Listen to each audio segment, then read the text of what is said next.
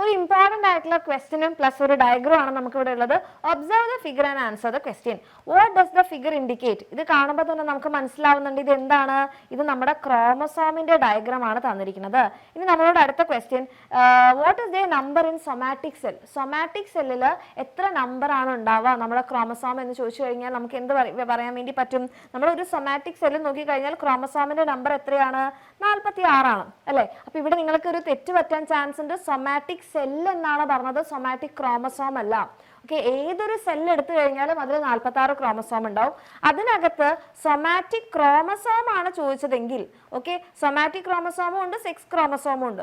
Somatic chromosome ചോദിച്ചു കഴിഞ്ഞാൽ മാത്രമേ നമ്മൾ എന്ത് എഴുതാൻ പാടുള്ളൂ? 44 എഴുതാൻ പറ്റുള്ളൂ. ഇതൊരു സൊമാറ്റിക് സെല്ലിലെ ക്രോമസോമിന്റെ നമ്പർ ആണ് ചോദിച്ചത്. ഓക്കെ, ഇനി name the parts A and B. ഇത് പുതിയതായിട്ട് നമ്മുടെ ടെക്സ്റ്റ് ബുക്കിൽ പറഞ്ഞിട്ടുള്ള ഒരു കാര്യമാണ്. അപ്പൊ ഇവിടെ എ എന്ന് കാണിച്ചിരിക്കുന്നത് നമ്മുടെ സെൻട്രോമിയർ ആണ് അല്ലെ, സെൻട്രോമിയർ ആണ്.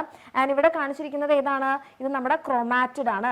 അപ്പൊ ഇത് പുതിയതായിട്ട് ടെക്സ്റ്റ് ബുക്കിൽ ഇൻക്ലൂഡ് ചെയ്താണ്, നമ്മൾ ശ്രദ്ധിക്കാതെ പോകുന്ന ഒരു ഭാഗമാണ്. അപ്പൊ ഇത് എന്തായാലും നോട്ട് ചെയ്ത് വെക്കാം. ഓക്കെ.